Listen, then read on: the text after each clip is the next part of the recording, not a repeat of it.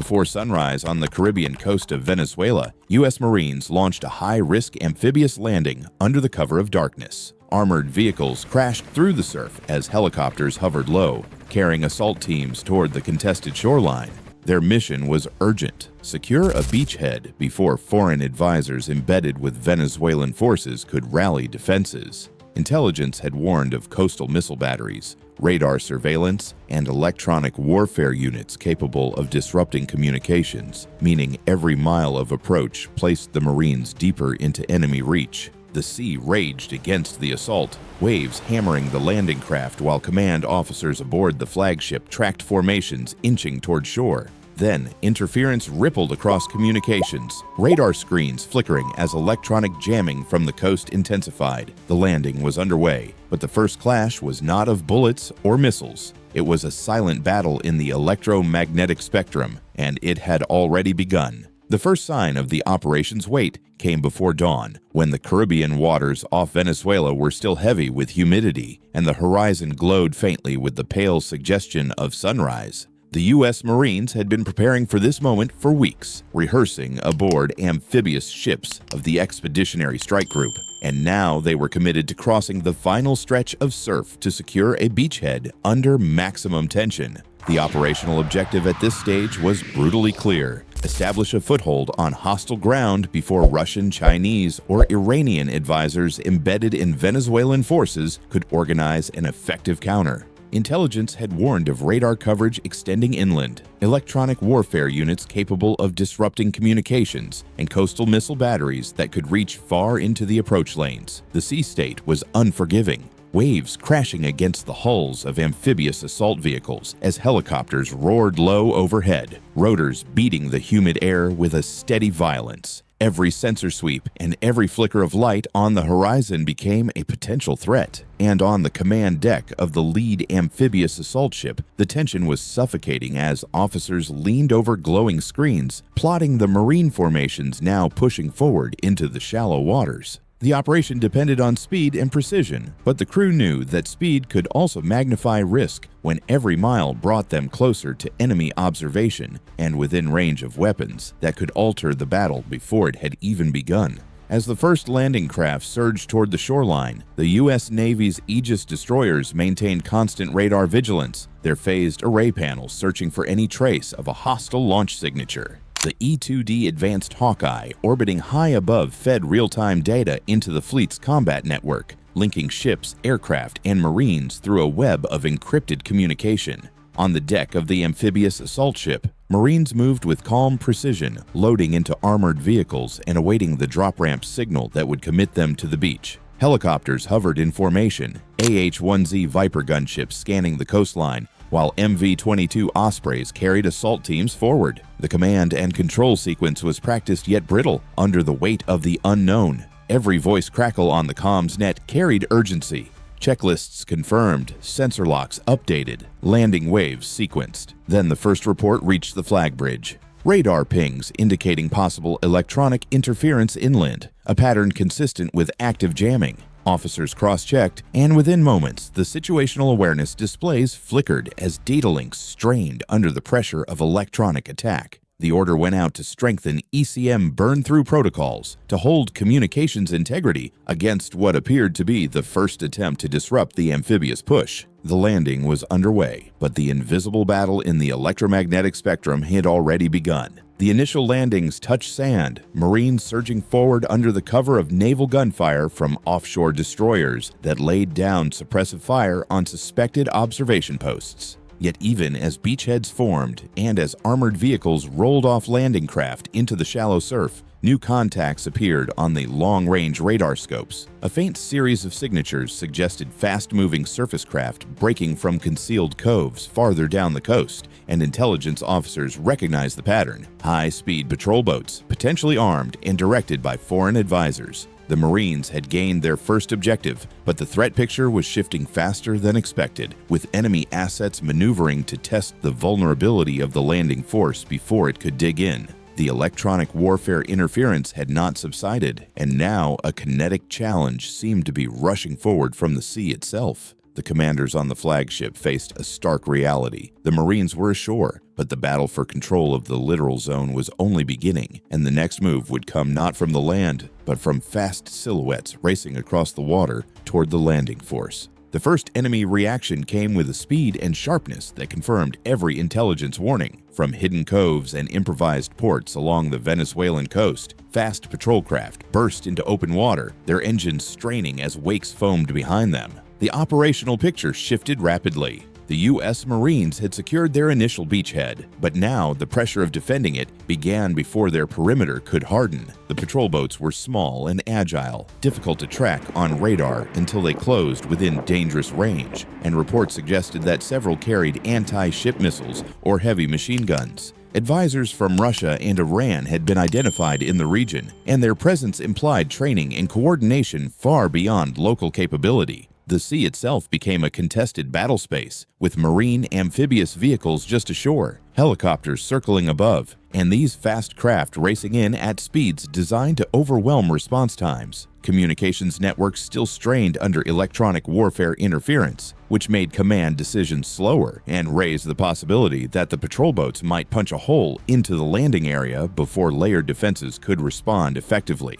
Every second mattered as the silhouettes closed the distance and as the defenders scrambled to match movement with firepower. The destroyers offshore adjusted their formations, phased array radars locking onto multiple targets simultaneously, feeding track data to the fleet-wide network. Combat direction centers buzzed with clipped orders as officers translated blips into fire control solutions. An MH-60R Seahawk helicopter lifted from its deck, deploying dipping sonar to ensure that no submarine threat accompanied the surface rush, then shifting its sensors back toward the fast boats. The Seahawk crew prepared Hellfire missiles, weapons designed to neutralize small craft quickly, while its door gunners manned heavy machine guns. At the same time, Marine AH-1Z Vipers pushed low across the surf line, scanning for the most aggressive boats, their pilots already queuing rockets and guided missiles. The command decision was clear. The patrol boats could not be allowed to reach the landing zone.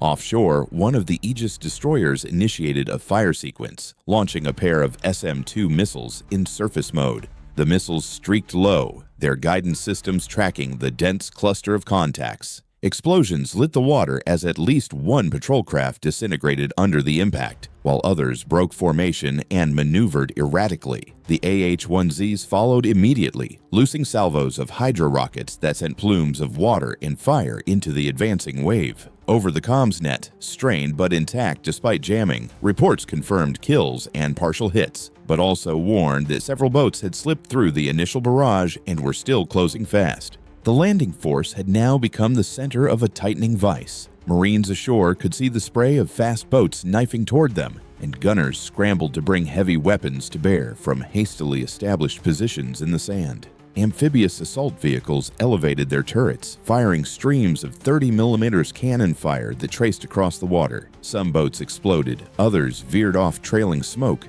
but still a handful pressed forward with relentless speed. On the command deck of the flagship, officers weighed the unfolding picture with grim clarity. The defense had inflicted losses, but not total suppression, and as the surviving craft closed, intelligence officers warned of another layer of risk. Signals intercepts suggested that inland missile batteries were powering up, preparing to exploit the distraction of the surface attack. The Marines had beaten back the first charge, but the true opening move of the adversary was only now beginning to unfold, and the stakes for the next minutes would rise beyond the immediate clash of small craft. The moment the inland missile batteries began to power up, the operation shifted from a contested landing to a full-spectrum defensive fight that required every layer of Allied technology to respond in harmony. The Marines on the beach were still fighting off the remnants of the fast patrol craft, but now the threat was magnified by radar signatures deep inland, signals that intelligence officers recognized as consistent with mobile coastal defense systems. The operational objective became twofold: to hold the fragile beachhead and at the same time survive the incoming missile threat that could devastate ships and landing forces alike. Environmental conditions were still heavy, with electronic interference clouding the tactical picture and creating bursts of static across communications channels. The command structure adapted quickly, linking the E-2D Hawkeye overhead with Aegis destroyers offshore, ensuring that every inbound trajectory could be tracked with precision.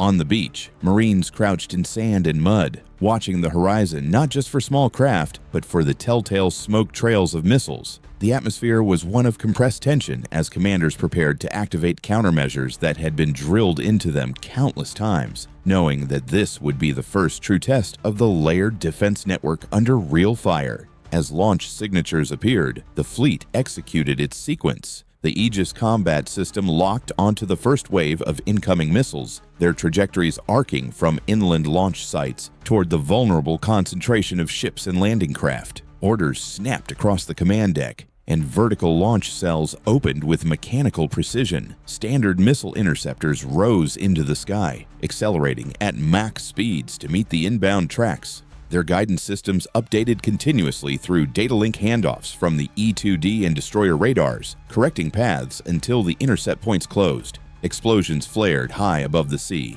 as intercepts found their marks, breaking apart the first salvo. But the threat did not end with a single wave. Electronic warfare teams aboard the destroyers activated powerful jamming suites, broadcasting signals to disrupt the guidance of hostile missiles, while decoy launchers fired flares and chaff into the sky to create false targets. Closer to the beach, Marine-operated short-range air defense units came online. Stinger missiles mounted on vehicles scanning for low-altitude threats that might slip through the higher intercept layers. Overhead, an EA-18G Growler joined the fight, its powerful electronic warfare pods pouring energy into the spectrum to suppress radar systems guiding the hostile launches. The interplay of sensors, missiles, jammers, and decoys created a web of defense that stretched from the fleet to the beach, each piece reinforcing the other in a desperate effort to protect the landing force. The outcome of the first exchanges was mixed. Several hostile missiles were destroyed in midair, their fragments raining harmlessly into the Caribbean. Yet one managed to break through the screen, striking the water perilously close to an amphibious assault ship, throwing columns of spray into the air and reminding every sailor how narrow the margin of survival could be. Marines on the beach cheered when intercepts lit up the sky, but their relief was brief as intelligence feeds reported further launch preparations inland. The adversary was probing, testing the limits of the defensive shield, and each volley grew more coordinated. The commanders understood the pattern. This was not an isolated barrage, but the opening of a sustained missile campaign designed to erode the defense until something slipped through. And even as the last fragments of the intercepted missiles fell into the sea, new electronic intercepts suggested that another layer of threat was preparing to enter the battle. One that would test not only the missile interceptors, but the endurance of the entire expeditionary force. The escalation unfolded with a precision that betrayed deliberate planning by the adversary, even as the U.S. Navy's interceptors knocked missiles from the sky and electronic warfare teams scrambled to suppress radar locks. New signatures began to emerge from the interior. Intelligence feeds identified them as cruise missiles launched from mobile platforms hidden in rugged terrain, their flight paths hugging the contours of the land before slipping low over the water to challenge detection systems. The operational objective shifted once again. It was no longer only about maintaining the beachhead or intercepting high-arc launches. The commanders now faced the complexity of defending against low-flying weapons that could appear with almost no warning. Visibility was further compromised as smoke from previous intercepts drifted across the sea, adding to the electronic haze already present. Every ship in the formation tightened its defensive posture, their sensors stretched to maximum sensitivity, while Marines ashore dug deeper into improvised positions, waiting for the next wave of attacks to materialize out of the horizon's blur. The situation was escalating toward a level of risk where even a momentary lapse in awareness could translate into catastrophic loss.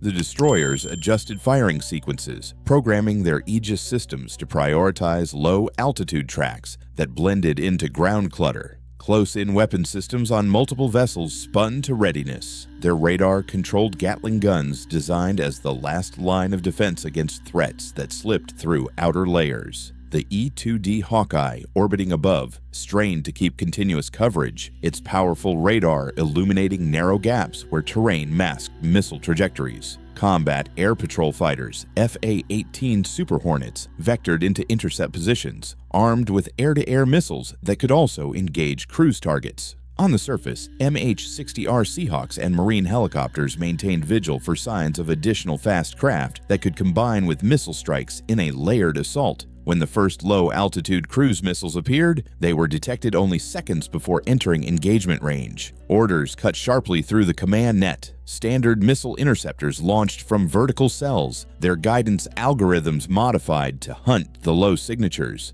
One missile exploded mid-air, showering debris across the sea, but another slipped through and forced a CIWS to open fire. The rapid bursts of 20mm rounds lit up the sky, tracers weaving a deadly lattice until the incoming warhead detonated short of its target. The sheer complexity of defense became apparent as systems fired almost simultaneously, each protecting the other in a chain of survival. The outcome remained precarious. The defense held, but only narrowly, and the adversary was clearly escalating step by step, probing for weaknesses in the layered shield. Marines on the beach felt the concussions of near misses, sand and debris showering down as explosions rumbled offshore. Sailors aboard the amphibious ships endured the thunder of their own weapons, mixed with the haunting realization that one successful hit could cripple the entire landing effort. Intelligence officers reported that additional mobile launchers were repositioning, a sign that this was only the opening phase of a longer campaign. The commanders now faced the sobering truth that the battle had entered a new phase. It was no longer a question of whether they could hold the beach.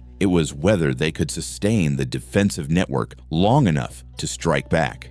And even as officers steadied themselves for the next wave, new signals on the periphery suggested that hostile aircraft were moving into the battle space, adding yet another dimension to a fight already stretching every system to its limits. The decisive moment arrived as the enemy layered its threats with growing confidence, launching successive waves of missiles while introducing hostile aircraft into the battle space. The Marines had held the beach through a gauntlet of fast craft and missile salvos, but the fleet knew that endurance alone would not secure the operation. The commanders recognized the critical need to seize the initiative, to move from a reactive stance into one that imposed cost and disruption on the adversary. Intelligence analysts pinpointed inland launch sites through the combined efforts of satellite feeds, electronic intercepts, and reconnaissance drones. These coordinates offered an opening.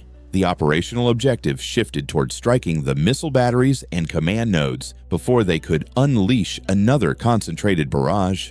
Conditions remained tense with electronic warfare interference and reduced visibility, yet the decision was made to commit air power in force. Carrier-based FA-18 Super Hornets, supported by EA-18G Growlers, prepared to penetrate the contested airspace and deliver precision strikes designed to break the momentum of the enemy. Marines on the ground secured their perimeter, readying themselves to hold under whatever fire might come until the offensive effort could bring relief. The strike unfolded in layered coordination. Growlers entered first, saturating the spectrum with electronic jamming that blinded radar systems and disrupted communications between enemy batteries. Behind them, Super Hornets advanced low and fast, carrying guided bombs and standoff missiles tailored for hardened targets. As they pushed inland, naval gunfire from offshore destroyers added suppressive fire on suspected radar sites, ensuring that the aerial assault met the least resistance possible. Unmanned aerial vehicles also joined the effort, loitering above the coastline to provide real-time targeting updates and confirm hits. The first explosions rolled across the inland hills as precision munitions struck mobile launchers hidden beneath camouflage nets. Secondary detonations confirmed that warheads and fuel reserves had been ignited, tearing apart the capacity for immediate follow-on launches. At sea, the Aegis destroyers maintained vigilant defense, intercepting the few missiles still launched in desperation as the strike package advanced. Marines on the beach could see the horizon glow with flashes of destruction inland, each detonation a signal that the pressure against them might be easing. Over communications nets previously garbled by electronic noise came clearer reports of successful hits and degraded hostile radar coverage. The operation had shifted in tone. For the first time since the landing began, the initiative no longer rested solely with the enemy.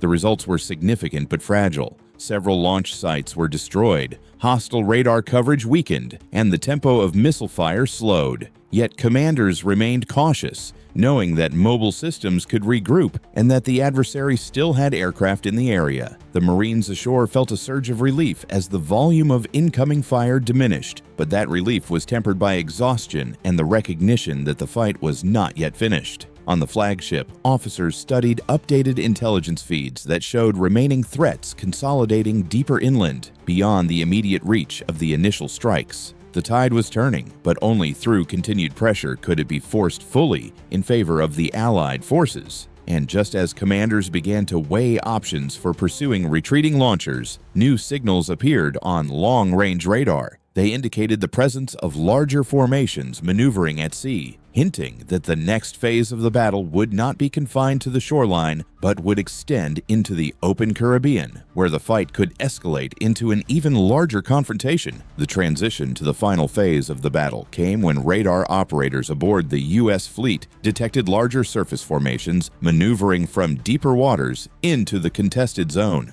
The intelligence picture confirmed that Venezuelan naval assets, reinforced by foreign advisors, were attempting to converge on the landing area with a mix of frigates, missile boats, and support vessels. The operational objective shifted once more, this time to ensure the survival of the beachhead by eliminating secondary threats at sea before they could launch coordinated salvos or disrupt the logistics pipeline feeding the Marines ashore. Environmental pressure remained intense. Electronic warfare noise clouded parts of the spectrum, reducing the clarity of tracking data, while the lingering haze of smoke from previous strikes hung over the Caribbean waters. On the command deck of the amphibious assault ship, tension crystallized into grim resolve. The Marines had endured fast craft, missile barrages, and low-flying cruise weapons, but now the fleet itself faced a surface confrontation that could either seal the operation's success or plunge it into disaster. Every officer understood that this was the decisive sweep, the point at which layered defense had to evolve into offensive dominance. The battle group initiated its maneuver. Aegis destroyers fanned outward to create overlapping fields of fire, their vertical launch cells loaded with both standard missiles for long-range strikes and Sea Sparrow interceptors for closer defense. Combat Air Patrol FA-18 Super Hornets were redirected from inland suppression missions to maritime strike profiles, armed with Harpoon anti-ship missiles. P-8A Poseidon patrol aircraft joined the picture, their sensors mapping the positions of the hostile formation and providing targeting data to the fleet. The attack unfolded in a series of coordinated waves. The first came from the air, as Hornets released harpoons that skimmed across the water, closing in on enemy frigates with precision guidance. Explosions erupted as impacts tore into hulls, fireballs rising above the sea. The second wave came from the surface. Destroyers launched their own harpoons, missiles streaking away in coordinated salvos that forced the hostile formation to scatter.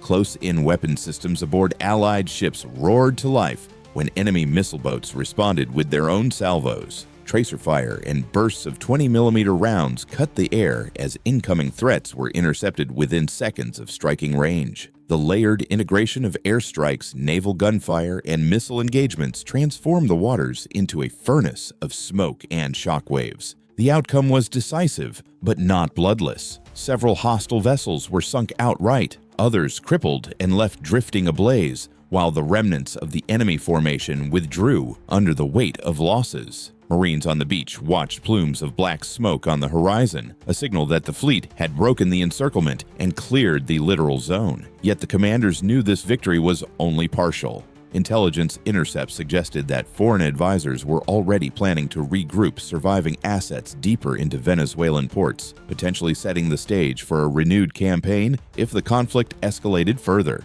The final sweep had secured the landing force, destroyed immediate naval threats, and created a temporary shield of control over the Caribbean waters. But the atmosphere on the flagship remained sober. Officers recognized that while the mission was tactically complete, strategically the confrontation was only beginning. And as the surviving enemy ships faded from radar, new questions emerged about how long the fragile dominance could be sustained before another front opened, one that could extend beyond the Caribbean into a wider maritime struggle. The operation ended with a fragile sense of accomplishment. The Marines had secured their beachhead, and the fleet had survived waves of fast craft, missile barrages, low-flying cruise weapons, and finally a surface clash with enemy vessels. Yet the cost was measured not only in ammunition and fatigue, but also in the recognition of how thin the margin of survival had been at every stage. Modern naval warfare had revealed itself as a constant balance between layers of defense and the risk of saturation. Every radar sweep, every missile intercept, and every electronic jamming burst had shown how little room remained for error. The lessons went beyond tactics. The battle highlighted the vulnerability of expeditionary forces operating within range of mobile missile batteries, cyber interference, and coordinated multinational support. It underscored how adversaries could combine electronic warfare, surface craft, air assets, and coastal defenses into a complex web of overlapping threats. For the Marines and sailors who endured the operation, the experience demonstrated that no single system could guarantee safety. Only the integration of sensors, interceptors, aircraft, and human resilience could hold the line under such pressure. Strategically, the fight off Venezuela sent a clear message. Regional conflicts can no longer be viewed as isolated events when near-peer adversaries extend influence and reinforce local forces with advanced technology. The Caribbean became a reminder that the next war at sea will not allow long pauses or clear front lines. It will be fast, contested, and unforgiving. If you believe stories like this matter, and that we must understand modern war before it happens again, subscribe, like, and comment to support the channel.